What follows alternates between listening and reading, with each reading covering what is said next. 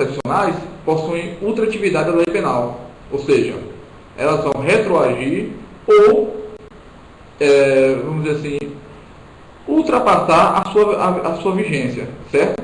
Temos exemplo de lei temporária, que é aquela que já nasce com uma data prefixada para ser revogada, e pode botar aí, pessoal, OBS. As leis temporárias excepcionais, elas possuem autorrevogação. Por quê? O princípio, vamos dar uma explicaçãozinha rápida, um pouquinho de doutrina, é bom para entender, né? O princípio que rege as leis é o princípio da continuidade. Uma lei, ela vai continuar, vai se perdurar no tempo, até outra vir e revogá-la. Certo? Ok, pessoal? Beleza? Uma lei se perdura no tempo, até outra vir e revogá-la. Já as leis temporárias e excepcionais não. Elas possuem esse instituto jurídico chamado de autorrevogação. Então, a lei temporária acabou seu prazo, ela vai ser revogada. A lei excepcional acabou a situação de anormalidade, ela será revogada. Certo? Alguma dúvida, pessoal? A respeito desse assunto? Tudo ok? Vamos passar para o próximo slide. Bom, nós estudamos a eficácia da lei penal no tempo. Agora nós iremos ver a eficácia do espaço. Certo? Tem as três teorias igualzinha à eficácia da lei penal no tempo. Mas aqui muda, pessoal. Vamos lá? Vamos ler o artigo 6º do Código Penal. O artigo 6º diz o seguinte: considera-se praticado o crime no lugar em que ocorreu a ação ou a omissão, no todo em parte, bem como onde se produziu ou deveria produzir-se o resultado. Ô professor, já percebi que há uma diferença latente aí em relação à eficácia da lei penal no tempo. Certo. Nós vimos lá que a eficácia da lei penal no tempo adota a atividade. Considera-se crime, considera-se o tempo do crime no lugar da ação ou omissão. Aqui não. A lei penal do espaço, ela diz, considera-se praticado o crime, ou seja, o lugar onde ocorreu a ação ou a omissão, no todo ou em parte, bem onde se produziu ou deveria produzir esse resultado. Vamos dar exemplo, pessoal? Vamos lá? Um argentino insatisfeito com o vice-campeonato. O argentino já é azarado, né? Achei tão interessante a propaganda do Romário, que ele manda uma havaiana, né, o pé esquerdo para dar azar. Quando nós tomamos de 7, eles mandaram a havaiana de volta, o Romário já devolveu. Perdeu para a Alemanha, né? Que jogão, viu? Mas vamos lá. O argentino inconformado com o campeonato aqui no Brasil manda uma bomba da Argentina para cá, para o Brasil, para o seu desafeto. O Maradona mandou para o Romário a bomba, certo? A execução do crime se iniciou aonde, pessoal? Na Argentina, certo? A bomba chegando do Brasil, quando o Romário abre e explode a bomba, o resultado se produziu aonde? Aqui no Brasil. Logo, o que é que ocorre, pessoal? Nos termos do artigo 6º do Código Penal, será lugar do crime tanto lá na Argentina, onde se iniciou a ação, como aqui no Brasil, onde se produziu o resultado. Nós vamos ver mais para frente que a competência para esse julgamento será do Brasil, de acordo com outra base. O que ocorre é o seguinte: a gente já sabe que tanto a ação ou omissão, como o lugar onde se produziu, se deveria produzir o resultado, caracteriza o lugar do crime, certo? O STF já decidiu que esse artigo 6º ele é usado para crime à distância, certo, pessoal? Isso aí, Rio do Júnior. Isso aí. No exemplo do Rio do Júnior, diz que viu uma bomba do Brasil para o Chile e ela explode na Argentina, responde pelos 3. É isso? Não, vamos lá. Seguinte. Tanto o Chile, pelo princípio da territorialidade, como a Argentina, pelo princípio da territorialidade, dá até a competência para processar e julgar essa causa. Só que o interesse, principalmente, é uma questão de soberania. O Brasil tem interesse nessa causa. Então, o que ocorre? O artigo 6º possibilita que o lugar do crime pode ser o lugar onde se iniciou os atos de execução, onde se iniciou, ou o lugar onde se produziu o resultado. O Brasil ele vai ser o que mais interessar para ele. Se a bomba veio de lá e explodiu aqui, o Brasil vai dizer, não, o lugar do crime é onde se produziu o resultado. Mas se a bomba saiu daqui e explodiu lá, e o Brasil tem interesse em processar essa causa, o lugar do crime vai ser aqui, onde ocorreu a ação. Então, essa é a temática do artigo 6º, certo? Respondida a pergunta? Então, se ele envia uma bomba do Brasil para o Chile e ela explode na Argentina, responde pelos três, é isso. O Chile, pelo seu princípio da territorialidade, se ele quiser processar vamos dizer assim, o executor, o agente que estiver lá, ele pode. A Argentina, pelo princípio da territorialidade, se o agente estiver lá, pode também processar. Mas o interesse para nós, por questão de soberania, o Brasil vai querer também processar esse cidadão. Mas ele vai ver o que é melhor para ele. Se saiu daqui e explodiu lá, aqui. Ele vai dizer que o lugar do crime é onde ocorreu a ação. Se veio de lá e se produziu o resultado aqui, ele vai dizer que o lugar do crime é onde se produziu o resultado. Ok? Beleza? Então vimos que são 3 as teorias que explicam a eficácia da lei penal no espaço. Teoria da atividade, que considera esse lugar do crime aquele em que o agente desenvolveu a conduta criminosa, que nós já sabemos em relação à lei penal no espaço, nós não iremos adotar. Teria a teoria do resultado, também chamada de teoria do efeito ou do evento. Pessoal, nomenclatura é questão de sobrevivência em prova, certo? Nomenclatura é questão de sobrevivência. Então, se cair lá na hora teoria do efeito ou teoria do evento, você já sabe que é sinônimo de teoria do resultado. E, por fim, tem a teoria da ambiguidade, da unidade ou teoria mista, que é o crime onde ocorreu a conduta ou se produziu o resultado. Ou seja, pessoal, de acordo com o artigo 6º, esta teoria foi adotada pelo nosso sistema pátrio. Ok? Então, o colega aqui, eu não me lembro qual foi o nome dele, eu acho que não me lembro, mas ele fez um trocadilho bacana, que é até uma praxe aqui nos cursinhos. Luta, né? Você pega a palavra e coloca luta. Lugar, ambiguidade. Tempo, atividade. Ok, foi o Franklin, né? Valeu, Franklin, obrigado pelo apoio. Valeu, Franklin, continua assim, vai ajudando na aula. Vamos lá, pessoal. Então tem muito exercício hoje para a gente praticar bastante. Essa primeira, a Maria Tereza falando sobre a luta, trocadilho aí. Vamos lá? Olá, pessoal. O que eu acabei de falar para vocês, o princípio da territorialidade. Esse princípio é um princípio que está ligado à soberania do Estado. Ou seja, o Estado, ele como ente soberano dos demais países, dos demais estados, ele quer ter o poder de julgar qualquer crime que foi cometido em território nacional. Beleza? Tá tranquilo, pessoal? Tá muito rápido? Como é que tá bacana aí? Vamos lá? Então a gente já sabe, ó, o artigo 5º, ele vai tratar justamente dessa territorialidade. Aplique-se a lei brasileira, sem prejuízo de convenções, tratados e regras de direito internacional, ao crime cometido. Pô, bacana. Tá vendo, pessoal? Vamos dar uma explicadinha lá com o lugar do crime, com a teoria da ambiguidade? Ó, é isso aí que legitima a teoria da ambiguidade. O interesse do Estado brasileiro de ver julgado e processado os crimes cometidos em seu território nacional, embora se foi só a ação ou omissão, ou se foi simplesmente só o resultado. Por isso que o artigo 6º, também chamado que é usado para os crimes à distância, segundo o STF, conceito do Supremo Tribunal Federal, que o artigo 6º ele é usado para crimes à distância. Por isso que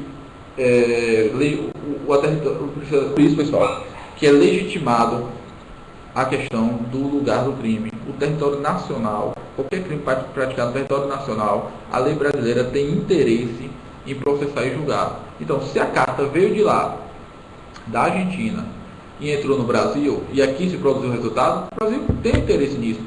Por quê? Soberania. Questão de soberania.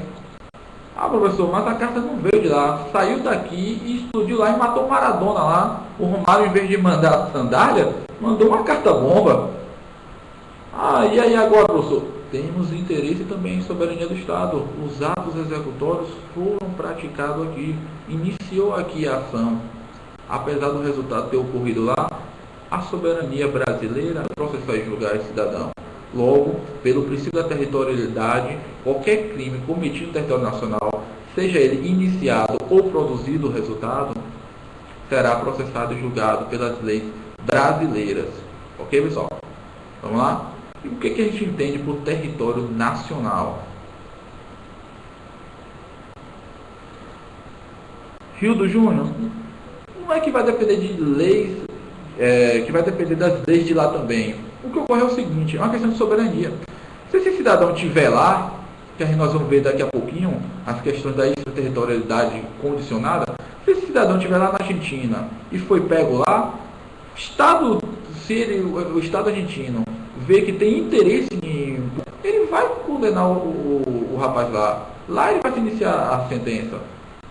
Porque nós vamos ver que para determinados crimes vai estabelecer requisitos para que ele seja processado e julgado. Aqui no Brasil mesmo, vamos lá, se o Maradona pega e manda uma carta-bomba de lá para cá, o Brasil tem interesse, já que o resultado aqui se produziu, aqui matou o Romário. O Brasil tem interesse em processar e julgar esse crime, mas o Brasil não pode invadir a Argentina e trazer o Maradona. Bem que queria, né? Mas não pode, né? E prender o Maradona. Seria um ato de guerra. Vai ficar condicionado ao quê? A, por exemplo, ele entrar no território nacional. Então, agora, Maradona veio aqui. Lá, vamos dizer assim, a Argentina não teve interesse. Não processou, não jogou Maradona, pô, ídolo deles, pô. Herói nacional, né? Campeão da Copa de 86. Um dos poucos títulos que a Argentina tem. Não vamos processar, não vamos jogar o Maradona. Vamos deixar o Maradona inquieto. Se o Maradona, véio, vem passear, pô. Vem passear em Salvador. Tem alguém aí de Salvador? Tem alguém aí da Bahia? Pronto.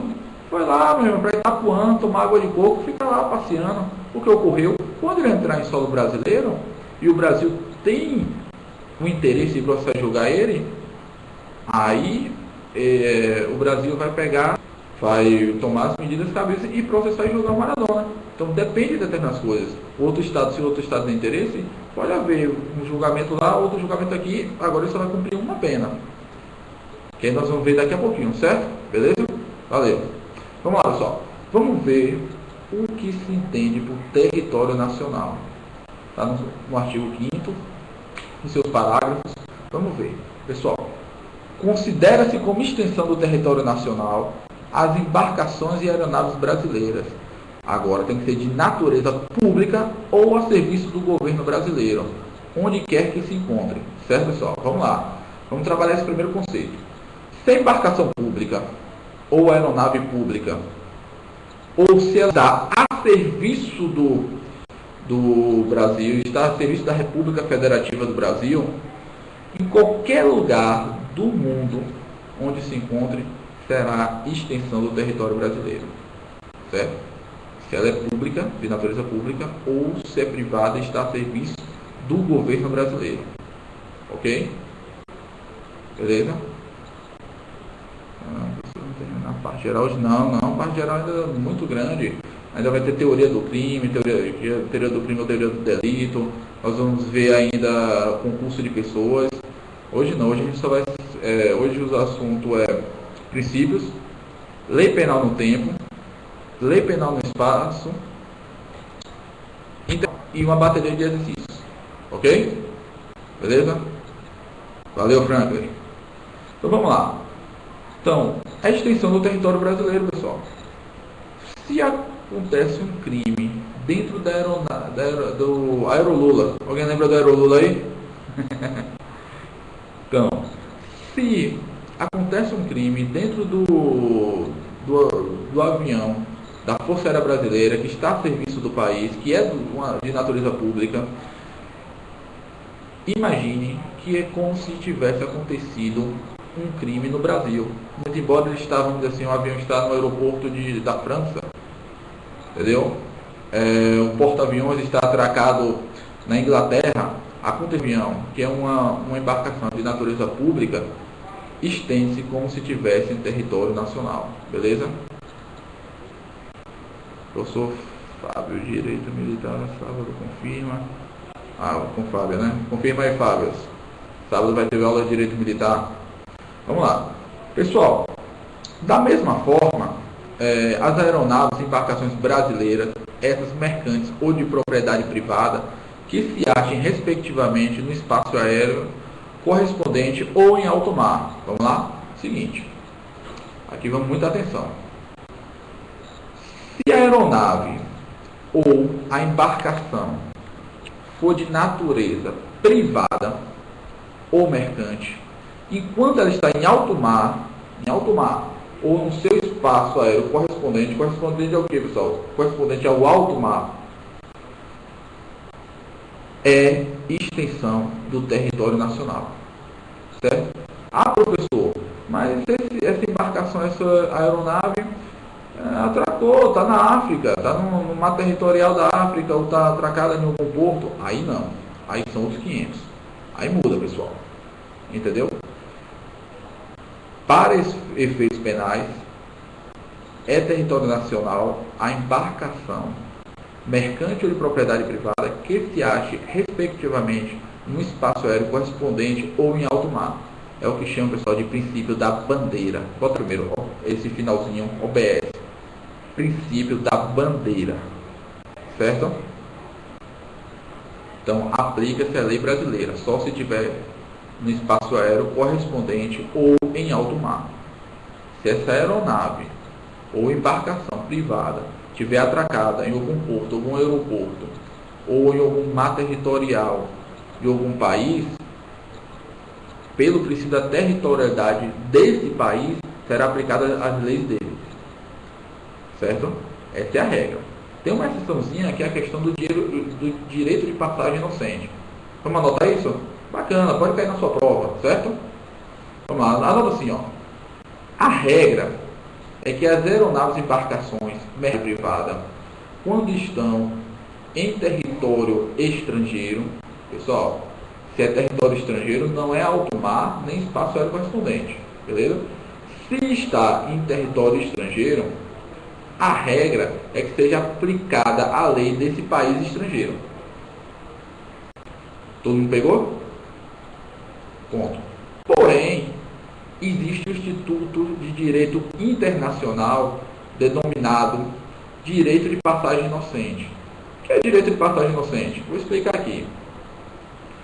O avião está vindo da Europa, vai passar pelo Brasil, vai passar pelo pedacinho ali do sul do país, vai passar um pedacinho rapidamente, não vai nem fazer escala, nem conexão, nada, só vai passar rapidamente porque está com o objetivo de ir para o Uruguai.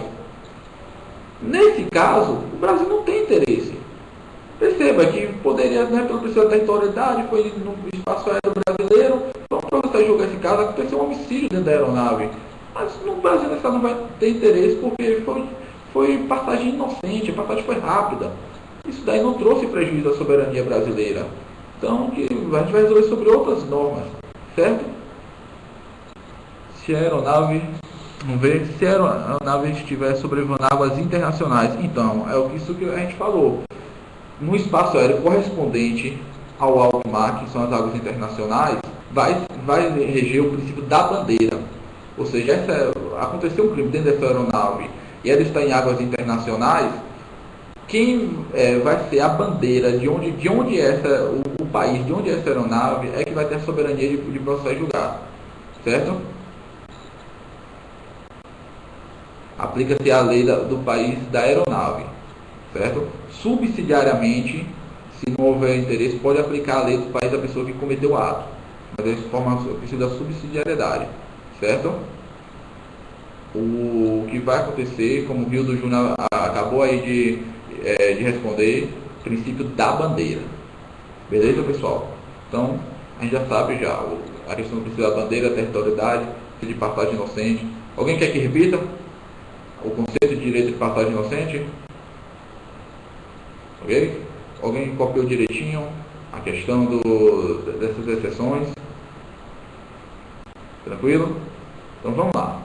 Continuando, pessoal, a conceituar a extensão do território brasileiro. É também aplicável a lei brasileira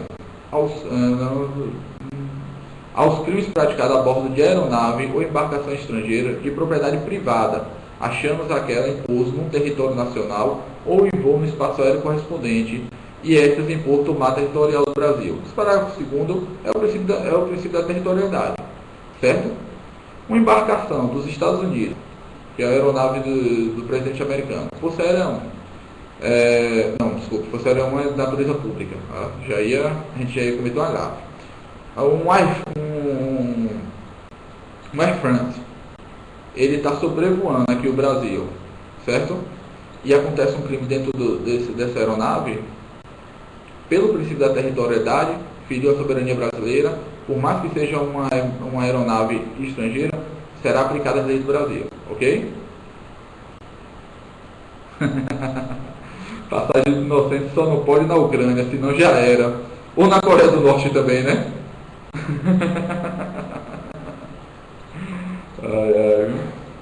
Pessoal, pronto, vamos voltar a uma questão. A embaixada é extensão do território brasileiro?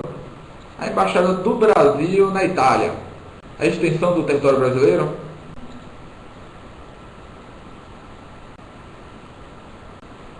E aí? Sim. Rosa Conceição sim. Ítalo Gustavo não. Rodrigo sim. Vamos lá, pessoal. A embaixada não é extensão do território brasileiro. Isso já está bem pacífico na doutrina, já está pacífico na jurisprudência, que não é extensão do território brasileiro. Porém, todavia, contudo, entretanto, é inviolável.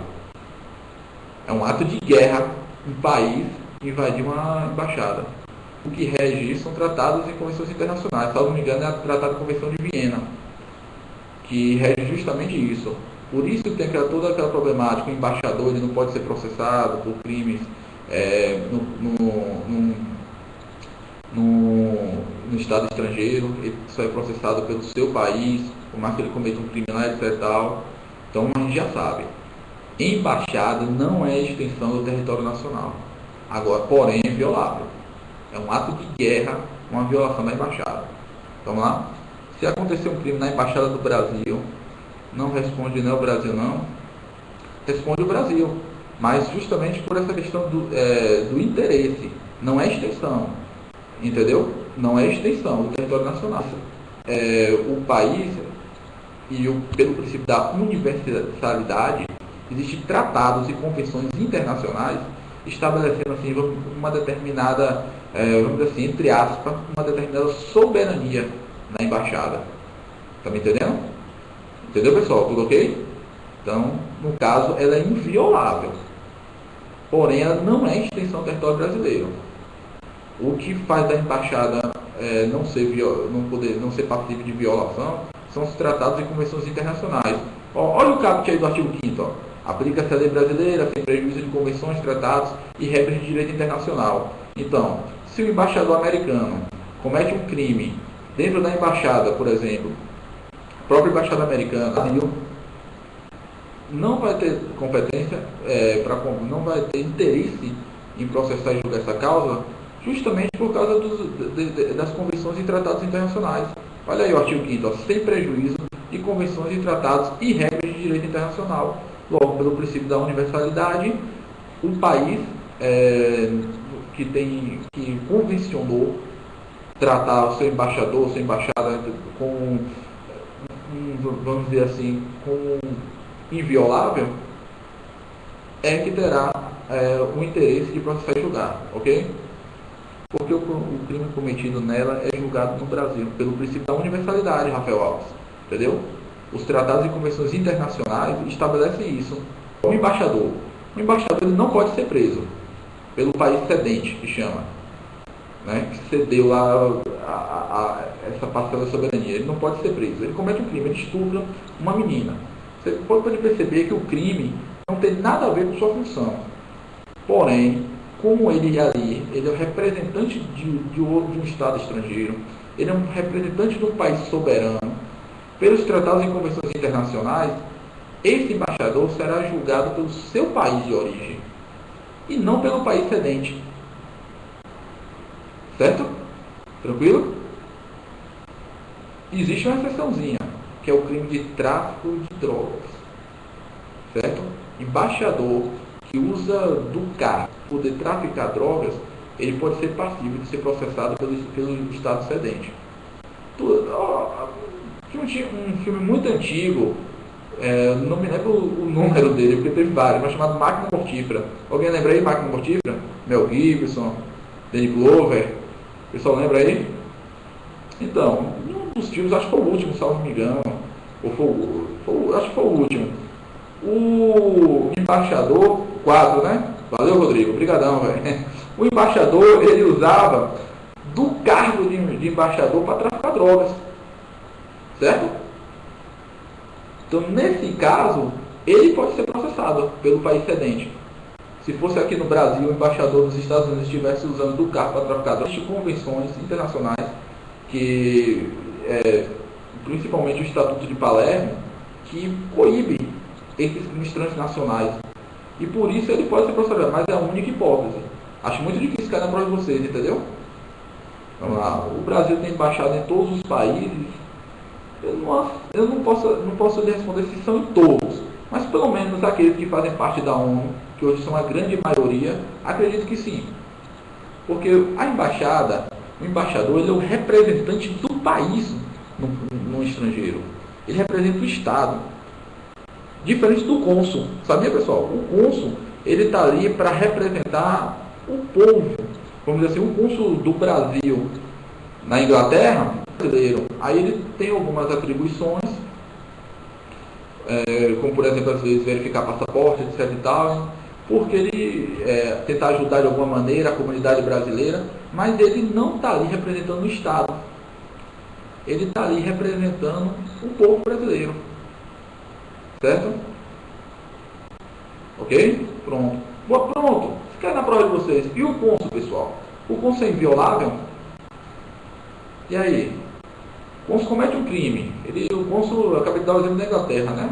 O cara está lá em Londres, na embaixada brasileira, e vai tomar umas no bar, chega lá, se desentende, briga e mata uma pessoa, um cidadão londrino. O cônsul vai responder na Inglaterra, ou o Brasil, pelo princípio da universalidade, pelos tratados e convenções internacionais, vai dar ele o mesmo tratamento do embaixador. E aí, vamos todo mundo responder aí? Vamos lá?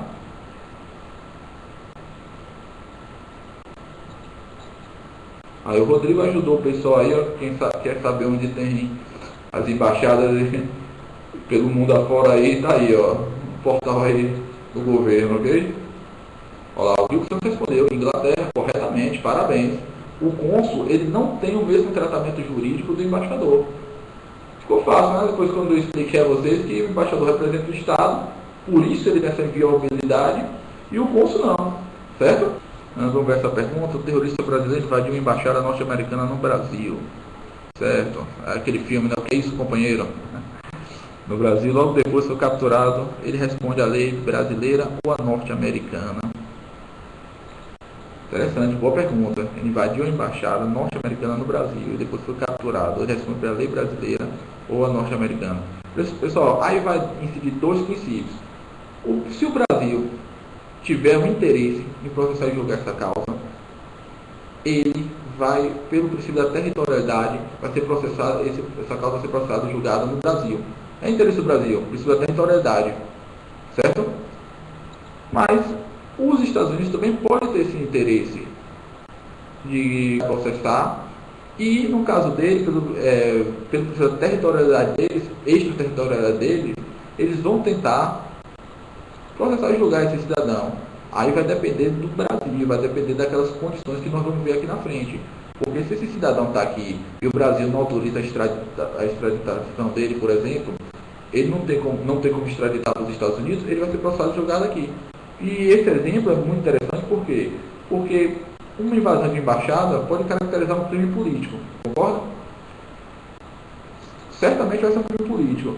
E crime político, aqui no Brasil, crime político e crime de opinião, eles não são passíveis de extradição. Então o Brasil não vai extraditar esse terrorista para ilícitos. Entendeu? Só se tiver um tratado de convenção internacional, né, estabelecendo isso, estabelecendo território terrorista, porque o Brasil se prontificou a combater o terrorismo, certo? O Brasil ele assinou já convenções e tratados internacionais para combater o terrorismo. Está complicado? Diga aí, Rosa Conceição, o que está complicado? A gente tentar melhorar. A gente fez um panorâmico, né? Vamos voltar ao foco? Vamos lá. Então a gente já sabe. Extensão do território brasileiro. Qualquer embarcação e aeronave pública ou de natureza pública. Qualquer aeronave ou embarcação particular ou mercante, mas ou sobre o espaço aéreo correspondente. Esses conceitos são de território nacional, ok? Beleza? Vamos lá? Pronto, chegamos a um princípio muito interessante, extraterritorialidade. Aqui que nós vamos de alguma maneira esclarecer várias dúvidas que teve agora no bate-papo. Vamos lá? Pessoal, o que é extraterritorialidade? Vamos para o conceito? Vamos lá? É o estudo das hipóteses em que a lei brasileira alcança os fatos praticados no estrangeiro. Pronto, é aqui que nós vamos ver essa questãozinha dos crimes cometidos lá no território estrangeiro, mas que o Brasil tenta expandir a sua lei para atingir as pessoas que estão nesse estado estrangeiro, para poder processar e julgar diante do seu interesse, diante da sua soberania. Beleza? Vamos lá. Agora aqui vai responder muita pergunta das que foram debatidas aí. Vamos lá? Pessoal, a extraterritorialidade está no artigo 7º. Ele diz o seguinte: ficam sujeitos à lei brasileira, embora cometido no estrangeiro. Vamos pensar bem. Primeiramente, nós estudamos a territorialidade, os crimes praticados no Brasil ou na extensão do seu território, né? Ou seja, Brasil, extensão do seu território, aconteceu um crime, leis brasileiras, territorialidade. Agora já é diferente, é extraterritorialidade. A lei brasileira vai tentar de alguma maneira abarcar a conduta criminosa que foi realizada num país estrangeiro, certo? Primeiramente, vamos estudar as incondicionadas, as extraterritorialidade incondicionada. Por que incondicionada? Pessoal, aqui acontece uma coisa bem interessante. É o supremo interesse do Estado brasileiro de ver esses crimes processados e julgados. Como é uma coisa suprema, vamos dizer assim, prioridade para o Estado brasileiro ver crimes desse quilate que foram perpetrados num Estado estrangeiro, ver esses crimes julgados e processados, toda maneira julgar e processar esse crime. Independente se o cidadão está aqui ou não, entendeu? Se ele já foi condenado lá ou não. Vamos ver aqui quais são os casos. Vamos lá. O primeiro são os crimes contra a vida ou a liberdade do presidente da República. Pô, nosso presidente da República, a nossa presidente da República, né? Ela é chefe de Estado e chefe de governo. Em tese, ela é a autoridade máxima do país. Se ela está num país estrangeiro e acontece um atentado contra a sua vida ou contra a sua liberdade, é interesse supremo da lei brasileira processar e julgar esse caso. Beleza? Então, primeiro crime que estabelece a extraterritorialidade incondicionada, crime contra a vida ou liberdade do presidente da República. Vamos lá para uma pergunta interessante. Dilma Rousseff está passeando, diga aí, Marselha, na França. Está nas praias de Marselha, na França, curtindo, tomando bronze. Ou que cena triste, né? Mas vamos lá, ela está lá. não é muito conhecido, é tal, Guarabá brasileiro. Um cidadão, uma pessoa, vai e tenta roubar a Dilma. Tenta levar o da Dilma, certo? Tenta roubar o relógio da Dilma.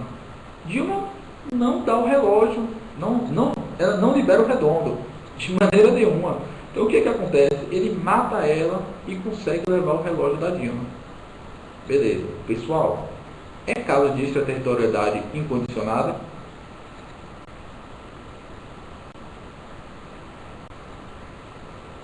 E aí? Vamos responder? Vamos lá? Quem mais? Pessoal? Vamos. E aí? Caso de extraterritorialidade incondicionada? Pessoal, não é. Sabe por quê? Porque latrocínio é crime. Não é crime contra a vida. Certo? Por mais que a pessoa, por mais que o agente ele mate, ele matou para roubar. O bem jurídico tutelado, infelizmente, é o patrimônio e não a vida. Logo, não vai ser caso de extraterritorialidade incondicionada. O crime precisa atentar contra a vida ou liberdade da presidente da República. Nesse caso, vamos supor que ele nem sabia que ela era presidente da República. Ele nem sabia. Realmente ele queria o redondo dela. Queria o relógio dela. Ela não deu, ele matou para poder roubar. Não é caso de extraterritorialidade incondicionada. Beleza, pessoal? Esse cara seria o próximo presidente. Principalmente depois dessa derrota do Brasil, hein? 7-1, hein? Copa do Mundo. Eu pelo menos fiquei feliz que a gente não gastou tanto para a Argentina vir ser campeã. Menos mal, né? Menos mal a Alemanha. Roubo não, Ildo Júnior, viu? Não é roubo, latrocínio. São institutos jurídicos diferentes. Certo? O roubo, violência e grave ameaça para subtrair coisa alheia móvel. Aí tem suas formas majoradas, etc. Tal. Tem até a forma majorada quando resulta lesão grave, que é aumento de pena. Mas não é roubo. Quando acontece essa violência com grave ameaça e violência e o nome jurídico, o nome iuris que a gente chama, ou rubrica criminal, se denomina latrocínio, beleza? Mas seu pensamento está corretíssimo. Você foi na linha correta, você olhou o bem jurídico. O bem jurídico é o patrimônio e não a vida.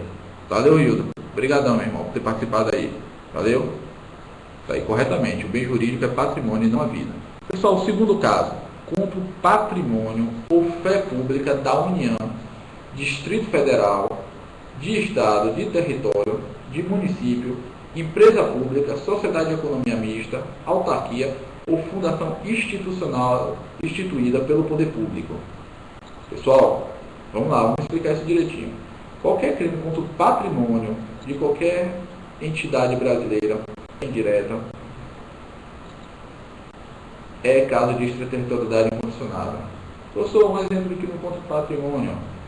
Houve um dano, uma destruição. Pegaram uma empresa, a filial da Petrobras na Venezuela, foi apedrejada, explodiram a filial da Petrobras. É caso de extraterritorialidade incondicionada. Petrobras, pessoal, empresa pública, sociedade de economia mista. E aí, alguém sabe? A Petrobras é uma sociedade de economia mista, certo? A empresa pública, por exemplo, a Caixa Econômica Federal é uma empresa pública, ok? Então, qualquer autarquia, fundação, sociedade de economia mista, de qualquer dos entes federados, seja a União, do Distrito Federal, do Estado, do município e do território, apesar de não ser um ente federado, todos esses entes serão passíveis de extraterritorialidade condicionada quando acontecer um crime contra o patrimônio ou contra a fé pública da União. Um exemplo de crime, professor, contra a fé pública, falsificação de moeda, por exemplo, falsificação de dinheiro, é um crime contra a fé pública da União. Então, se em outro país estrangeiro estão falsificando a moeda brasileira, é um crime contra a fé pública da União. Logo, o Brasil tem o total interesse em ver essa causa julgada. Então, irá incidir a extraterritorialidade incondicionada. Vamos para a letra C? Crimes contra a administração pública por quem está a seu serviço. Certo? Banco do Brasil, isso, Jaime Freitas. Banco do Brasil é Sociedade de Economia Mista. Vocês já aprenderam, né, a diferença em direito administrativo? Já? Quer que eu fale aqui rapidinho? Sociedade de Economia Mista, 51% das ações é do governo, né, do Estado, e os outros 49% da sociedade privada. Aí se forma a sociedade de economia mista. A empresa pública é a totalidade das ações é pública. Então, por exemplo, a Caixa Econômica Federal, ela é, vamos dizer assim, acionista total, né? Só ela é acionista da Caixa Econômica Federal. Por isso é empresa pública, certo? E na Mega Sena comprar um porcentagem dessa aí da Caixa Econômica Federal você não pode comprar não. Como eu acabei de dizer a vocês, do Júlio. É só quem é ente público. Agora da sociedade economista você pode. Compra da Petrobras, você vai render uma boa grana, né? Agora com esse pré-sal.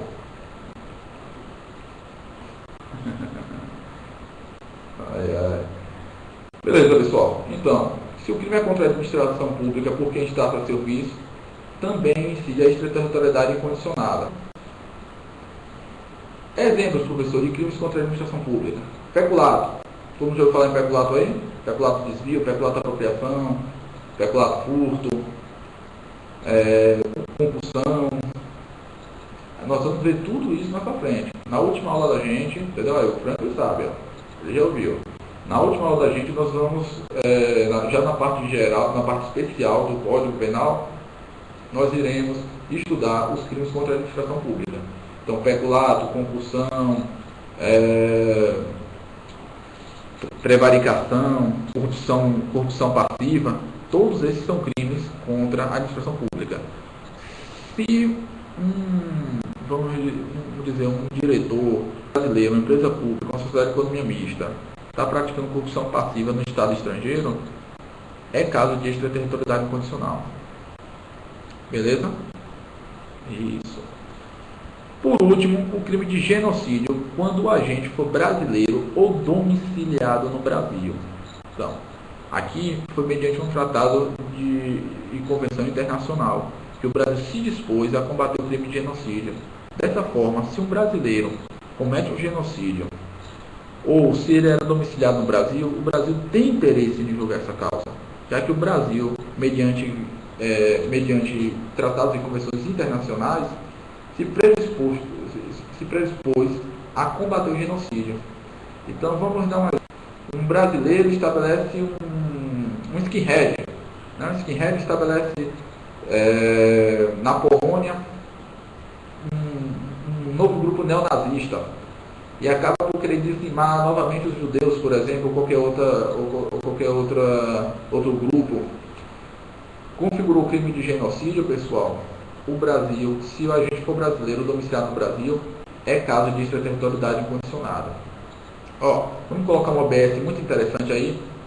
O genocídio não é só a dizimação de um grupo mediante o homicídio, mediante a morte, certo? São condutas também que se caracterizam por genocídio, você esterilizar as mulheres de determinado grupo étnico, sempre com a finalidade de acabar, de exterminar esse grupo.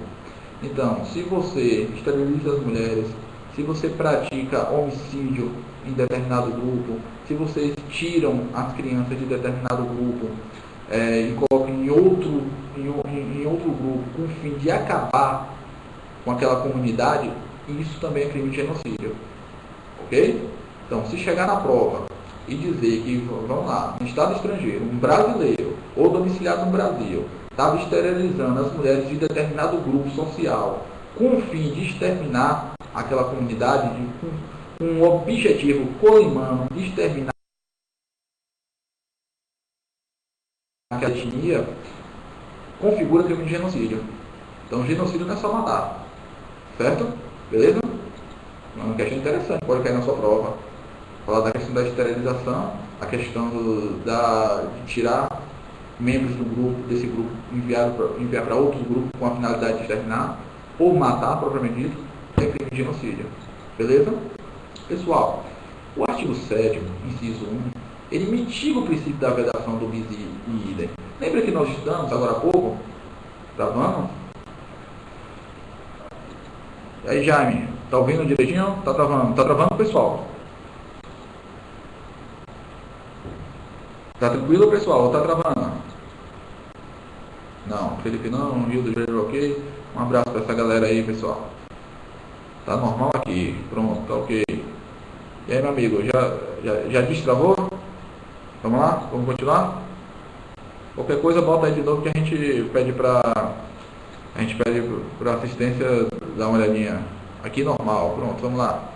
Então, pessoal, nós vimos um pouquinho mais cedo, no começo da nossa aula, a vedação do duplo processo, a vedação da dupla condenação ou da dupla execução. Tudo isso é vedação do bis e idem.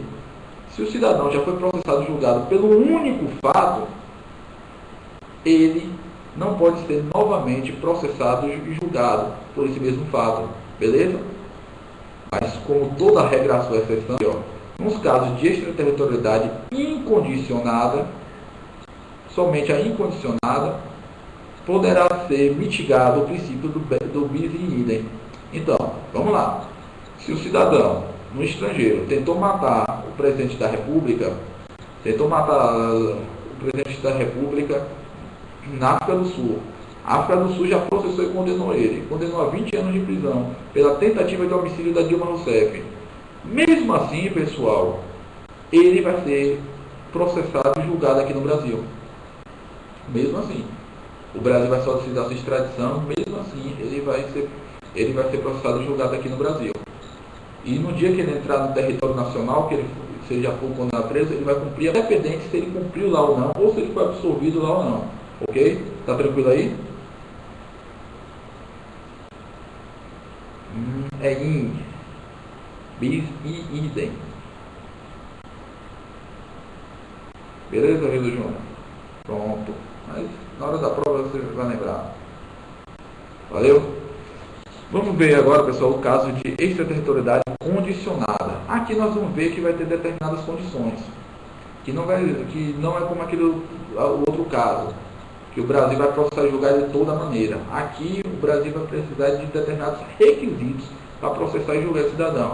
Mas vamos ver primeiro o que leva o Brasil a ter esse interesse de processar e julgar esse cidadão. Artigo 7º, vamos lá? Ficam sujeitos à lei brasileira, embora cometido no estrangeiro. Inciso 2. Que, por tratado ou convenção, o Brasil se obrigou a reprimir. Pessoal, o Brasil se obrigou a reprimir, pelo Estatuto de Palermo, os crimes transnacionais. Se o Brasil se obrigou a reprimir e acontece esses crimes, entendeu? De alguma forma praticado brasileiro ou contra brasileiro, o Brasil tem interesse de julgar. Mas, repito, essa extraterritorialidade, ou seja, essa expansão da lei brasileira, para que ela seja atingida no estrangeiro, vai ser condicionada, vai precisar de alguns requisitos. Vamos lá, novamente, os crimes praticados por brasileiro. Legal, pessoal? Crimes praticados por brasileiro. Então, o brasileiro matou lá em Nova York. O brasileiro matou um argentino no Uruguai.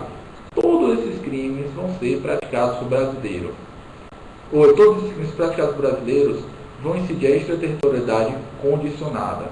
Coloca aí do lado, se chama princípio da capacidade ativa. Anota aí, pessoal.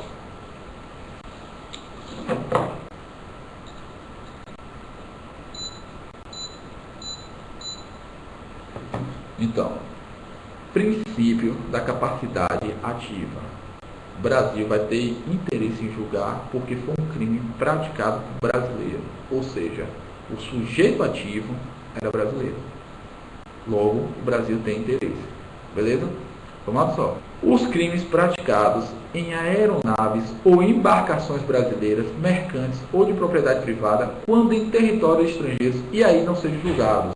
Pessoal, aqui incide o princípio da subsidiariedade. Certo? Se o país, lembrar, não é aquele princípio da subsidiariedade, subprincípio da intervenção mínima, não. Aqui é outra subsidiariedade, aqui é no plano internacional. Certo? O país não julgou. Olha como a gente respondeu várias perguntas que houve desde o começo da aula, como nós respondemos agora. O Brasil, aconteceu um crime praticado em uma aeronave em embarcação brasileira. Só que ela é mercante de propriedade privada, lá no território estrangeiro. O crime foi praticado, a embarcação ou aeronave estava sobre o território da África do Sul, só que a África do Sul não teve interesse em julgar. Não teve interesse em julgar. Ah, brasileiro, não gosto do brasileiro. Beleza, nossa Copa foi melhor do que a da deles lá. Então, não vamos julgar. O Brasil, de forma subsidiária, pode julgar, tem interesse. Certo? Vamos lá, pode revisar sobre condicional. Condicional porque vai ser condicionado a determinados fatos, a determinados requisitos. Certo, Jaime? Que nós vamos ver agora na frente. No caso da incondicional, o Brasil vai julgar e processar de qualquer maneira. Independente do cidadão estar aqui no território brasileiro, independente de lá ser crime também, independente de ser um crime que comporta extradição, independente de qualquer coisa na extraterritorialidade incondicionada, o Brasil vai julgar. Independente. É incondicionada. Na condicionada, não. A gente vai ver quando o Brasil vai poder julgar. A gente está tratando agora dos crimes. Entendeu? É a premissa. Logo agora nós vamos ver os requisitos. Então, os crimes que por tratado ou convenção o Brasil se obrigou a reprimir tem extraterritorialidade condicionada. Aconteceu lá nos Estados Unidos um tráfico internacional de drogas envolvendo brasileiro. De alguma maneira o Brasil tem interesse. Ele quer que sua lei tenha extraterritorialidade e atinja esse fato que aconteceu lá no país estrangeiro. Ele quer isso. Ele vai precisar de determinados requisitos, que nós vamos ver adiante. Que nós vamos ver agorinha. Então, se o Brasil, por tratado ou convenção, se obrigou a reprimir, se foi praticado por brasileiro, ou se foi praticado dentro de aeronave, embarcação brasileira, mercante ou de propriedade privada em território estrangeiro, o Brasil tem interesse de julgar. Agora vai depender. Depender de quê, professor? Vamos ver agora. Certo? Pessoal, tá rápido? Tá tranquilo? Tá tranquilo? Vamos, que daqui a pouco tem muito exercício aí para a gente praticar tudo que nós vimos hoje. Ok? Olá, pessoal. Amigo Jaime, tá aqui, ó, os casos e as condições para a aplicabilidade da extraterritorialidade. Agora que nós vamos ver. Pessoal, esse rol é cumulativo. Precisa estar presente todos esses requisitos, todas essas condições. Então vamos lá. O crime foi praticado por brasileiro. O crime foi praticado em aeronave ou em embarcação de particular ou mercante em estado estrangeiro. Para que esse cidadão que cometeu o crime seja julgado e processado, ele vai precisar de que o Brasil vai precisar que o agente entre no território nacional, procedibilidade. Então vamos lá, vamos dar exemplo. A gente já viu a premissa de quais são os crimes, quando o Brasil vai ter esse interesse. Vamos ver agora essas condições. Vamos dar um exemplo. África do Sul. O brasileiro cometeu um crime, certo? Cometeu um crime. Só que a África do Sul, só que o governo brasileiro tem interesse em punir esse brasileiro. Pô, brasileiro, está lá na África do Sul, em um país estrangeiro, está de alguma maneira, vamos dizer assim, sujando o nome do Brasil, entendeu? Se é que pode, né? Mas vamos lá. Está sujando o nome do Brasil, cometendo vários crimes na África do Sul, porque brasileiros, nós temos interesse nessa causa. Vai depender de quê? Vai depender de que ele entre no território nacional. O Brasil não tem capacidade de ir lá e poder deslocar ele para cá, trazer ele para cá, que nem aconteceu no Batman, né? O Batman amarrou o cara no avião e trouxe da Coreia de novo, da China, quer dizer, lá para Gotham City. Então, ele pode ser julgado lá e aqui. No caso de extraterritorialidade condicionada, não. Se ele for julgado lá, a pena, ele vai começar a executar a pena lá, etc. E o Brasil não vai julgar ele aqui. Mas se ele vier para cá, já consegui fugir, por mais que o Brasil tenha interesse em me processar julgar, mas eu vou lá, vou passear. E chegar aqui, o Brasil descobre que ele está aqui, o Brasil pode cumprir o restante da pena dele, que ele estava cumprindo lá no outro país, no estrangeiro. O Brasil pode executar a sentença aqui, certo? Mas não que ele vai ser processado em um lugar. Se ele já foi processado lá, não é processado aqui no Brasil. Por isso, nesse caso, fica vigente o princípio do bis e idem, certo? Valeu, Jaime? Nesse caso, nos casos de extraterritorialidade condicionada, fica vigorando o princípio do bis e idem. O bis e idem, aquela proibição de duplo processo, de dupla punição, só é no caso de extraterritorialidade incondicionada. Então vamos lá. Fernandinho Beiramar está lá, aprontando muito na África do Sul. Não foi condenado nem processado lá, entendeu? E veio passear no Brasil. O que acontece? Mas eu cometi crime lá na África do Sul. Pô, Brasil, me deixa em paz. Não adianta. Entendeu? O Brasil entrou no agente do território nacional, é condição para o Brasil punir. Outro caso, se o fato for punível também no país em que cometeu. Pessoal, isso acontece muito na questão do uso de drogas na Holanda. Já perceberam isso? Vamos fazer de conta que numa embarcação brasileira, um holandês acendeu um Beck Matrix, cigarrinho do demônio, né? Ele acendeu um e está lá fumando numa boa. Indo lá no navio, etc. Não houve julgamento lá no estrangeiro. Está na África do Sul, né? Falei, pronto. Não houve julgamento nenhum, certo? Ou na Holanda, né? Desculpe. Holanda, um chá, né? Chá de maconha, né? Então, não houve. Ele vem para o Brasil. Chega aqui o Brasil quer punir ele, porque ele fumou um cigarrinho do demônio dentro de um navio brasileiro, de propriedade particular, mas dentro de um navio brasileiro no porto na Holanda. Aí o Brasil quer punir ele, mas pessoal, tem que ver. Lá é punível? Esse crime, uso de drogas, é punível? Lá na Holanda? Na Holanda, o uso de drogas não é punível. A Holanda é bastante liberal nesse termo, etc. Então, o que acontece? O Brasil não pode punir ele aqui também. Por quê? Porque o fato punível também não é punível no país de origem onde foi cometido o crime. Certo? Já me entendeu? Isso, já. Não pode. Isso, Rildo. Não pode. Entendeu? Precisa ser crime. Professor, mudou o caso.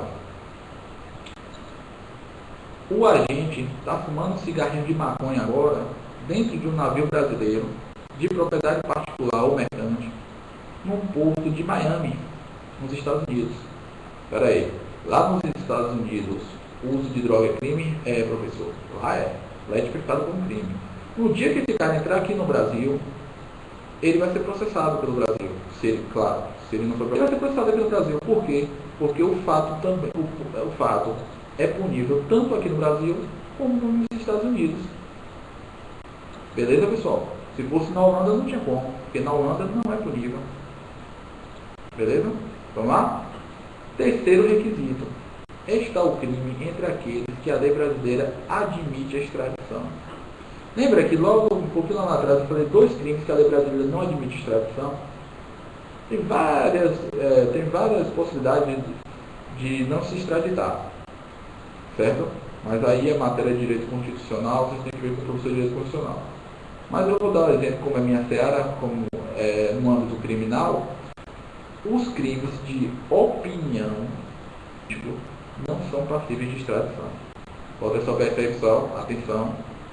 Então, se o cidadão cometeu um crime de opinião, lá numa aeronave brasileira, estava sobrevoando os Estados Unidos, e ele xingou a Dilma, né? Xingar a Dilma não, porque seria um crime contra a segurança nacional, você caluniar, injuriar ou difamar o presidente, certo? Mas vamos ver um crime de opinião, entendeu? Um crime político. Ele está contra o regime democrático brasileiro, ele queria que votasse a ditadura militar ou que votasse a monarquia. De alguma maneira comete um crime político, certo? Nesse caso, como não admite a extradição, ele não pode ser julgado, certo? O crime está entre aqueles em que a lei brasileira não admite a extradição. Vocês viram o caso do César Battisti, né? O STF negou a extradição dele para a Itália, porque ele matou 4 pessoas num atentado à bomba, na década de 70 na Itália. E foi negada a extradição dele justamente porque o STF entendeu como crime político. Ele estava combatendo o regime governamental na época. Então o STF entendeu como crime político essas 4 mortes, a bomba, e não extraditou. E ele está aqui ainda no Brasil.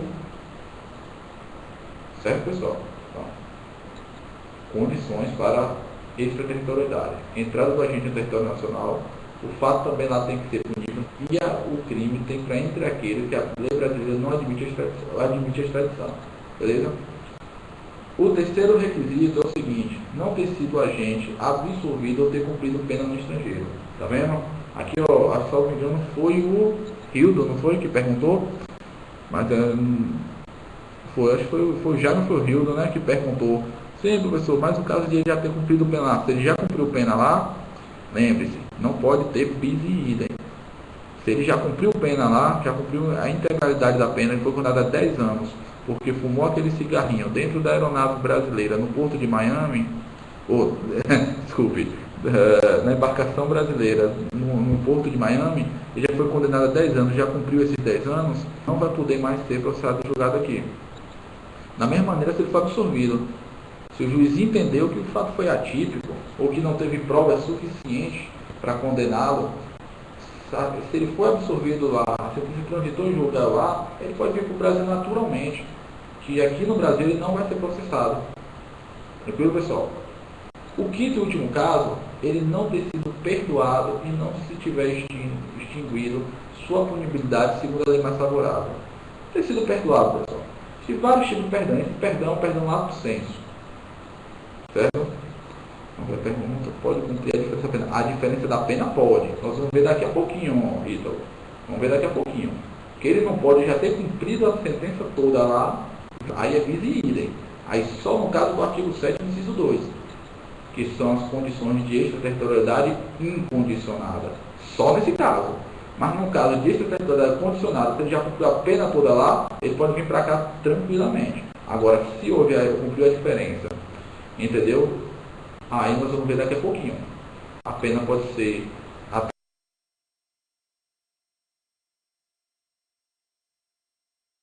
atenuada ou computada. Daqui a pouco a gente vai ver. Beleza, Ítalo? Valeu? Valeu, Ítalo? Então, pessoal, não ter sido perdoado e não tiver extinta a sua punibilidade segundo a lei mais favorável. Esse perdoado aqui é um perdoado lato sensu. Vocês podem até instituir isso no direito penal.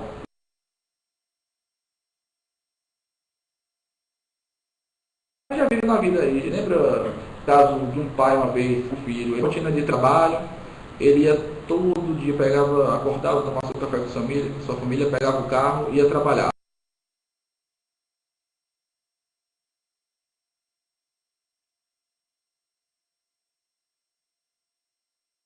E a mãe sempre levava a criança para o colégio.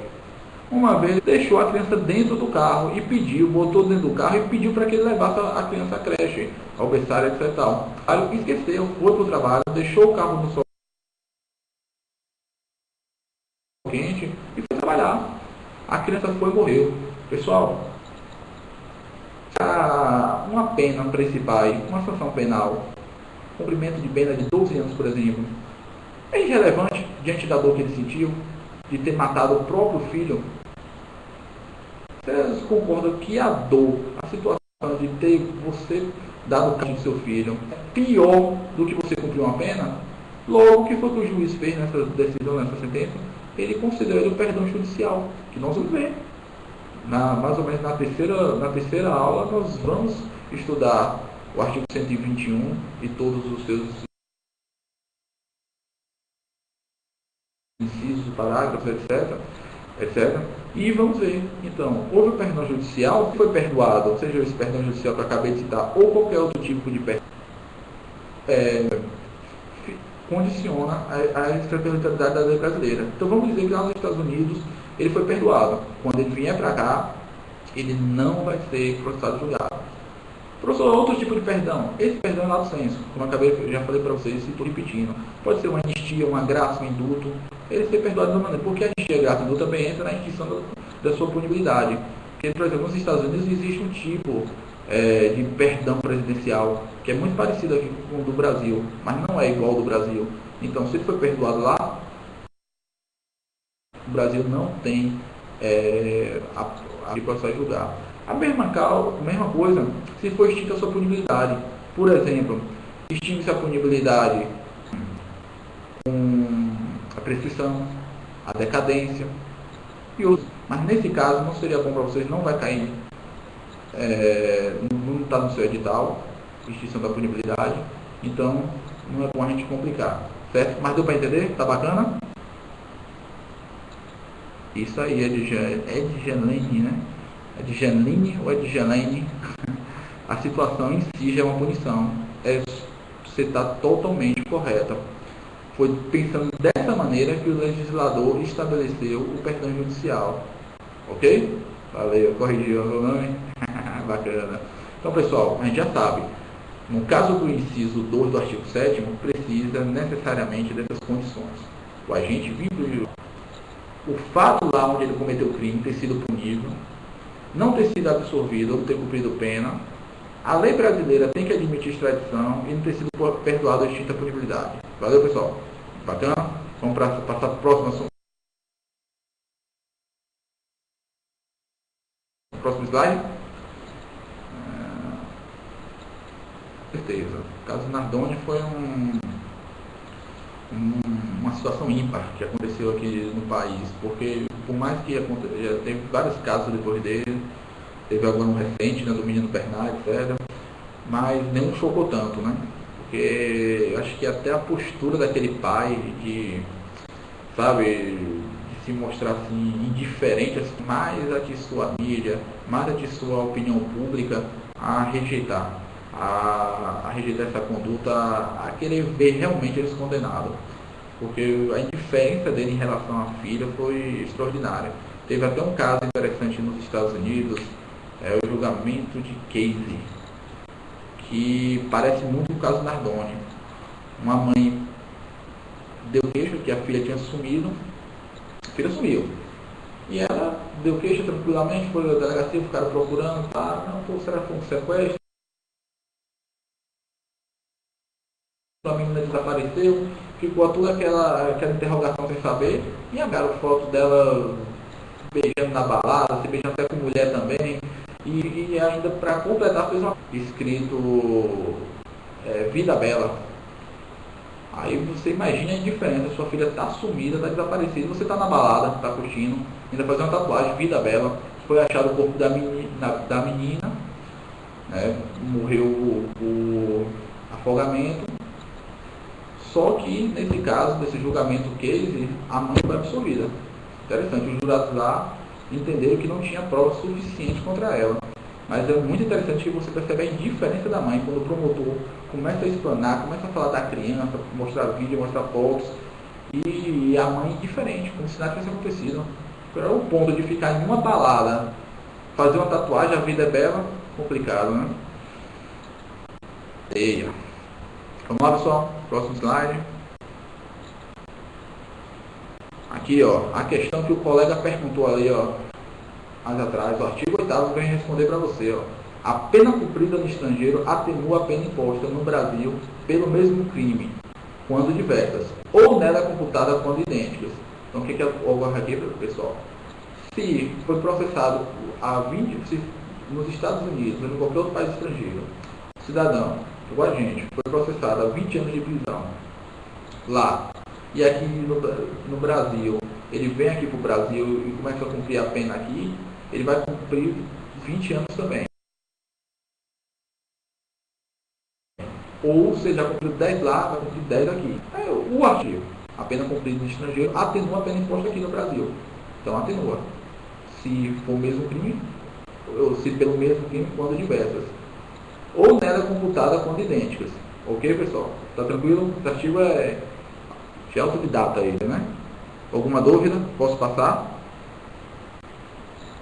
E respondendo a pergunta do colega mais atrás. A justiça brasileira é uma piada. Jaime, é o sentimento de muitos brasileiros. Até hoje, assim, que a gente só viu um pouco mais de efetividade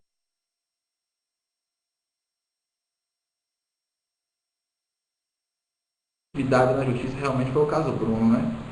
E a gente viu um pouco mais de efetividade. Você sair julgar um caso perito, iria justamente absorver ele. Mas, graças a Deus, houve o exame do corpo de delito expediente provas testemunhais, etc. Tal, não acharam o corpo, mas procederam a esse exame do corpo de delito indireto e foi condenado. Bem que o caso Bruno, ele está preso ainda. Agora, logo ele vai ter, eu acho que ele já está cumprindo os requisitos objetivos e subjetivos para o regime semiaberto, né? Vamos lá, pessoal. Nenhuma dúvida sobre o artigo 8º? Já julgado, já foi julgado e condenado. Condenado ele, o Bola e o outro amigo dele, o Macarrão, né? Pessoal, eficácia da sentença estrangeira. É também autodidata.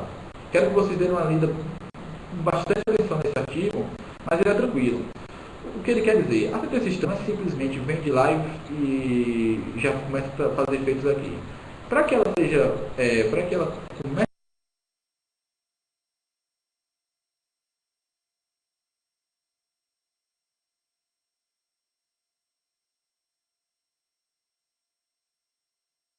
a produzir efeitos aqui, uma decisão penal oriunda de um STJ é Superior Tribunal de Justiça. Por que, professor? O que você está querendo que você preste atenção? Porque antes da emenda 45 era homologada, certo? A sentença estrangeira é homologada pelo STF. Só que houve a emenda número 45, de 8 de dezembro de 2004, e estabeleceu que as decisões judiciais pelo STJ. Beleza?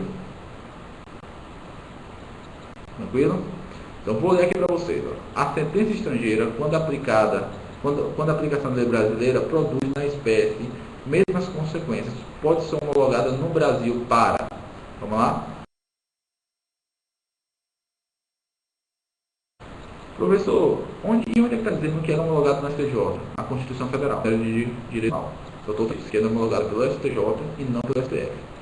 E, professor, quais são os efeitos que irão produzir essa sentença? O primeiro é obrigar o condenado à reparação do dano, certo? Ou a restituição de outros feitos civis. Então, é homologada para que o condenado pague a indenização.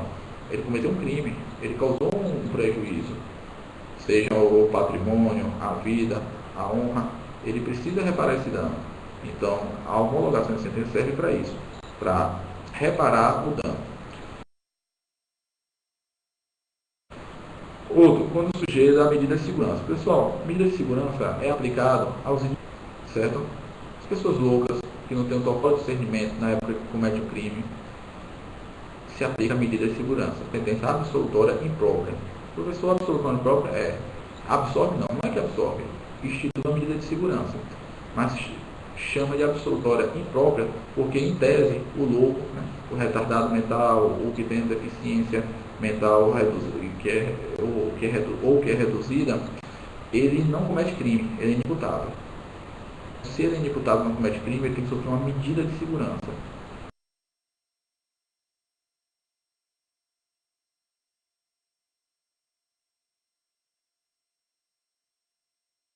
Logo, chamado de sentença absolutória imprópria, né, nos trâmites normais do processo. Por isso que chama de absolutória imprópria.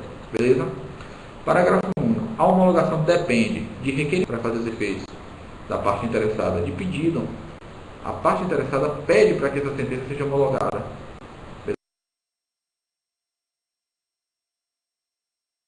Beleza? Ou para os outros efeitos da existência de extradição com sentença ou na falta de tratado de requisição do Ministro da Justiça. Então, beleza? Ou para os demais efeitos, que não os penais e os penais, os efeitos cíveis, por exemplo, precisa de que haja existência de tratado de extradição, o país da autoridade judiciária que emanou, ou na falta disso, a requisição do Ministro da Justiça. Então, vamos para ver se a gente ainda tem que fazer alguns exercícios. Só assunto muito importante. contagem de prazos penais. Ok, pessoal? Existe no nosso ordenamento jurídico 2 tipos de contagem de prazo. Os penais, 2 não. Tem todo, assim, na nossa esfera das ciências criminais, nas ciências criminais, existe duas maneiras de se contar os prazos.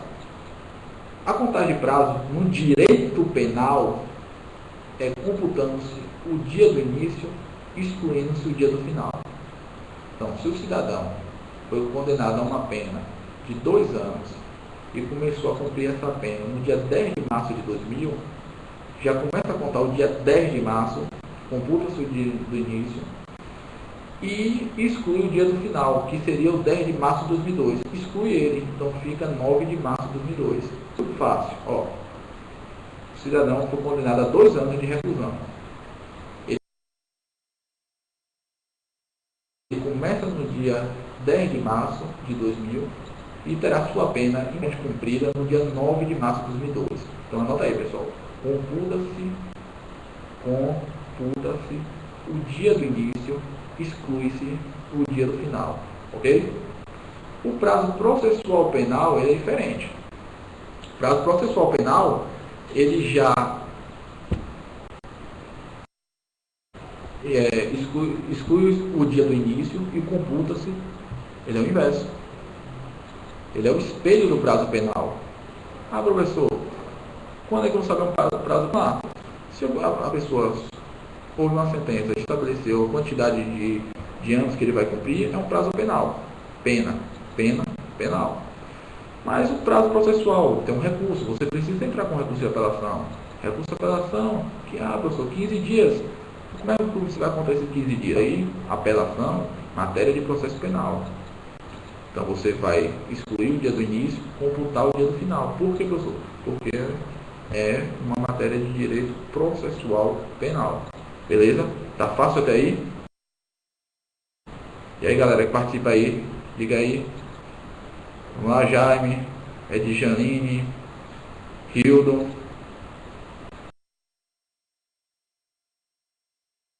Tá tranquilo? Beleza? Entendeu direitinho? Seu concorrente vai parar aí. Mas se por um acaso na sua prova perguntar como é que se monta um prazo de uma prescrição, por exemplo, de uma norma híbrida. Pessoal, norma híbrida é aquela norma que ela é tanto de direito penal como de processo penal. É híbrida. Então nós temos matérias autônomas. O direito penal é uma, o processo penal é outra. Já vimos que no direito penal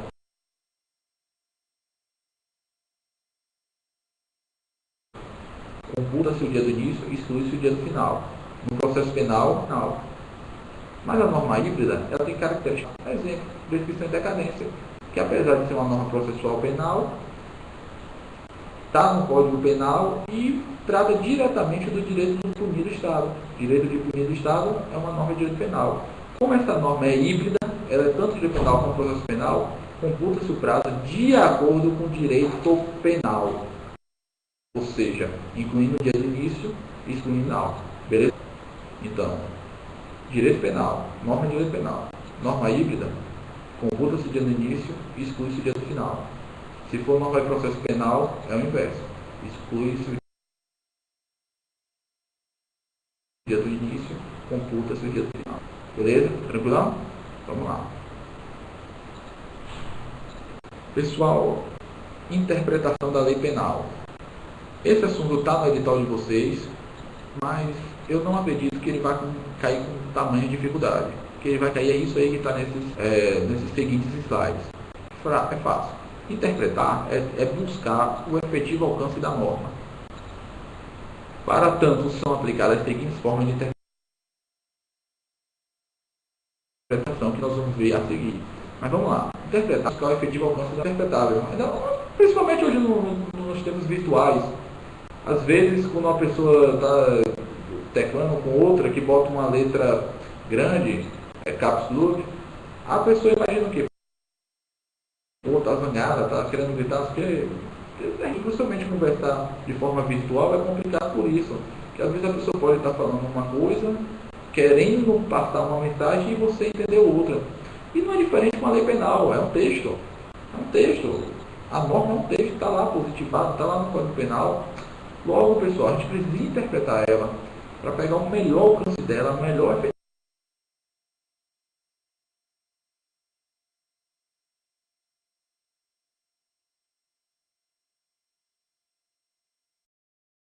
efetividade dela.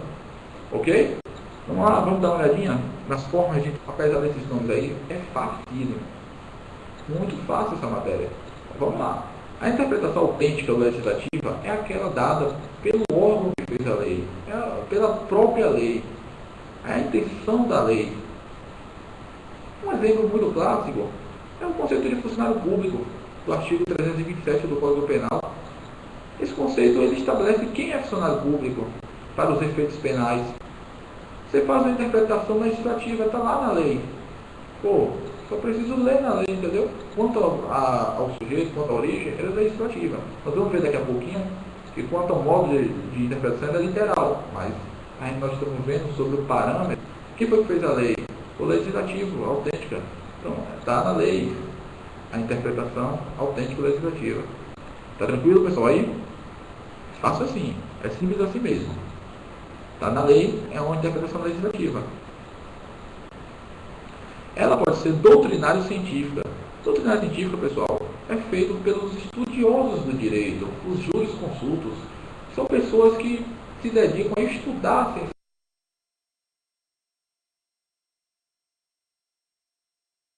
jurídica, escreve livros, monografias, teses, não. Vem dessas pessoas, dessas doutrinas, a gente chama ela de interpretação doutrinária ou científica. A jurisprudencial, as cortes, os tribunais, são interpretações dadas pelos juízes. O juiz vai julgar seu caso, ele vai ver como é que vai ser julgado seu caso, ele vai dar uma interpretação. A jurisprudência, pessoal, sobre o que é jurisprudência? São julgamentos reiterados de determinada estabelecendo precedentes, estabelecendo como, orientando os julgadores como julgar. Certo? Então o que é que acontece? Simples. Quando alguém fala, vamos dar exemplo, vamos contextualizar um exemplo, entendeu? Eu estou lendo um artigo e ele explica, ele não tem uma norma incriminadora, ele explica, uma norma explicativa, ele explica algo, como por exemplo, o conceito de funcionário público. Essa interpretação quanto ao sujeito legislativa. Se essa interpretação parte de um PhD, um pós-graduado, um pós-doutorado em direito penal, que escreve uma tese jurídica sobre, por exemplo, o princípio do indúbio pro réu, eu vou fazer aquela interpretação, a interpretação doutrinária ou científica. E a jurisprudencial, professor, a jurisprudencial é mais fácil.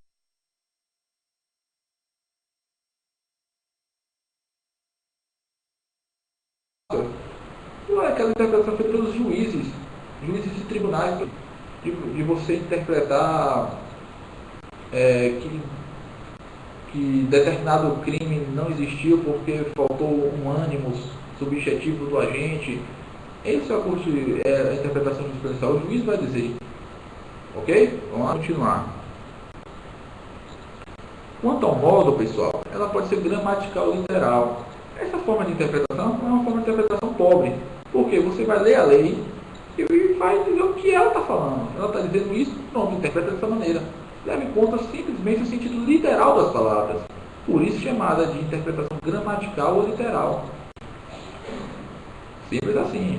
A teleológica é mais interessante. Você vai indagar a vontade da lei, a intenção que a lei tinha quando foi criada. Por exemplo, a lei de crimes hediondos. Vocês lembram como foi criada a lei de crimes hediondos? Foi morta, né? A filha daquela atriz, Glória Pérez, né? A Daniela Pérez, né? Isso. Daniela Pérez foi morta de forma brutal. E a mãe dela, como tinha todo o apoio da mídia, tentou de todas as maneiras crimes de maior gravidade. O legislativo brasileiro, pressionado, iniciou esse processo legislativo de criação dos crimes hediondos e criou essa lei justamente para os crimes mais graves. Só que essa lei já mudou muito de acordo com como ela foi redigida inicialmente. Por quê? Porque a intenção da lei, depois a intenção era punir os crimes mais graves, mas estavam punindo demais. Por exemplo, em regime integralmente fechado, nós já vimos que isso precisa da individualização da pena. Cada pena tem que ser individualizada, tem que ser estabelecida de acordo com as condições. Logo, você perceba que havia, fazendo interpretação teleológica, atualmente,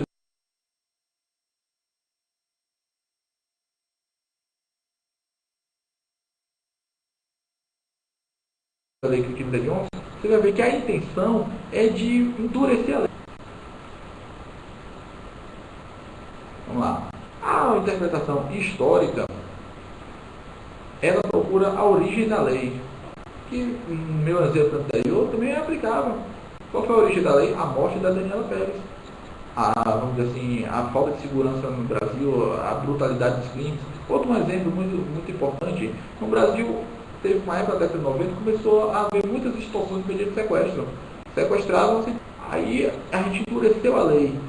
Se a gente for fazer hoje um estudo do artigo 159 do Código Penal, nós vamos fazer um estudo histórico, vamos ver uma interpretação histórica da origem dela, como foi que, por que se iniciou, por que é a pena mais alta no nosso ordenamento jurídico brasileiro, que é a extorsão mediante sequestro, seguida de morte, 24 a 30 anos. Então você faz essa interpretação de forma histórica. A sistemática, pessoal, você vai fazer a interpretação com todo o conjunto de princípios e normas. Então você vai olhar uma lei, um determinado código, artigo do Código Penal, e vai comparar, e vai ver se ele está compatível com a Constituição, é compatível também com o Código Civil. Vai ser de forma sistemática. Nós vamos ver toda a legislação, todo o conjunto de normas e princípios. Vai ser uma forma de interpretação extensa, ok? A progressiva é muito interessante, pessoal. É uma forma de interpretação para dar atualidade, dar atualização às letras de leis antigas. O Código Penal é da década de 40. Existia no Código Penal o crime de sedução, que era seduzir mulher honesta. Já seduziu, Fábio, muita mulher honesta? Não, de jeito nenhum. Então, pessoal, será que o conceito de mulher honesta da década de... Só a minha. Só a sua, né? Será que o conceito de mulher honesta da década de 40 é o mesmo conceito de mulher honesta de hoje? É um tipo aberto. Requer se estivesse em vigor, requeria uma interpretação progressiva para dar uma boa atualidade a ela. Porque senão seria muito complicado.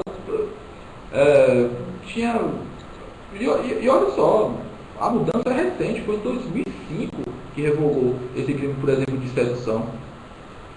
Então, perceba que quanto deve ter sido usado essa interpretação progressiva para determinados crimes de sedução, que era um crime de violência nem grave ameaça.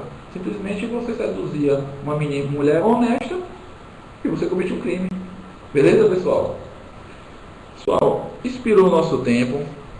Deixa eu dar uma olhadinha. Ainda temos algumas formas de interpretações que nós vamos completar na próxima. E também na próxima aula nós vamos fazer um bate-pronto. Vamos pegar os exercícios e explicando questão por questão e resolvendo. Tem vários exercícios, você já pode começar a resolver já em casa. O professor Fábio já está no portal, no ambiente do aluno.